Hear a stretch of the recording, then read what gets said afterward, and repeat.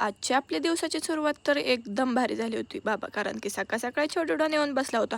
आणि बाई काय सांगायचं, आता एवढ्याशा छोट्याशा पातेल्यात 4 कण तांदळाचे घेऊन मला सांगायला चालू होतं, तुला भात केलाय खायला ये म्हणून.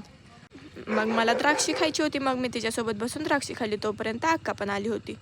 आज संडे असल्यामुळे तिचा पार्लरचा कोर्सला पण सुट्टी असल्यामुळे ती आली होती.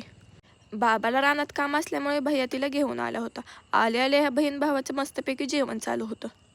तोपर्यंत आईसाहेबांनी जेवायला गरमागरम बाजरीची भाकरी, वाटण्याची भाजी, गरगट्टा, फरसाणा, खारे शेंगदाणे असा यांचा एकदम रगडा बेत होता बाबा. बघूनच मला तर खावं वाटत होतं.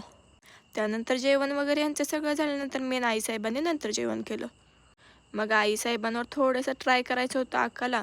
मग फेशियल किट पण आणलं होतं तिनं. मग तेच तिचं चालू होतं बाबा, मेकअपचं काय काय करायचं. आता यांचं हे चालू आहे तोपर्यंत मी तर मस्तपैकी 1-2 तास झोपले होते. आज संडे असल्यामुळे जिमला पण सुट्टी होती, त्यामुळे आज मस्तपैकी आराम केलाय. त्यानंतर उठून फ्रेश वगैरे काय झाले नाही, अगोदर ओट्स खाल्ले, त्यानंतर आम्ही फ्रेश झालो. कारण की आज अक्काला पण सोडायचं होतं आणि थोडंसं संकष्टी चतुर्थी असल्यामुळे गणपती बाप्पाचं पण दर्शन घ्यायचं होतं. आता आईसाहेब घरी एकट्याच होत्या म्हणून त्या झाल्या होत्या थोड्याशा नाराज. चला म्हणलं तरी पण आल्या नाहीत, जाऊ नये म्हणल्या तू.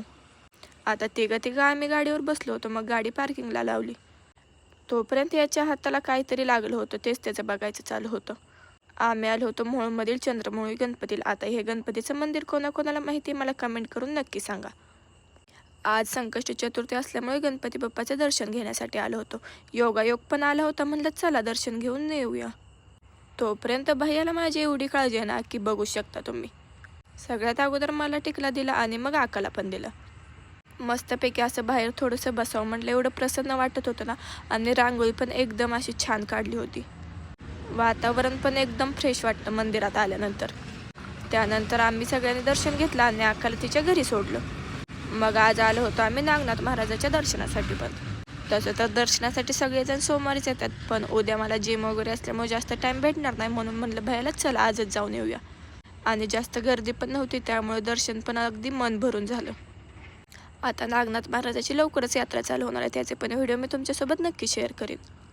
तसं तर व्हिडिओ काढायचे तर जास्त अलाउड नाहीत, पण गर्दी नसल्यामुळे मी व्हिडिओ काढले. आता तुम्ही पण मोहोळकर असाल तर तुम्हाला माहितीच असेल नागनाथ महाराजांचं आपल्या इथं किती स्थान मोठं आहे. या मूर्तीकडे पाहिलं की अगदी मन प्रसन्न होऊन जातं. आणि मंदिराच्या आसपासचा परिसर पण खूप छान आहे. मंदिराच्या साईडलाच उंबराचं हे छोटंसं झाड आहे, त्याच्याकडे महादेवाची पिंड आहे. त्यानंतर दर्शन वगैरे घेऊन आम्ही निघालो होतो घरी. तर आजचा संडेचा दिवस माझा असा गेला. कसा वाटला मिनी व्लॉग नक्की कमेंट करून सांगा. चला तर मग भेटूया नेक्स्ट व्लॉगमध्ये, तोपर्यंत बाय.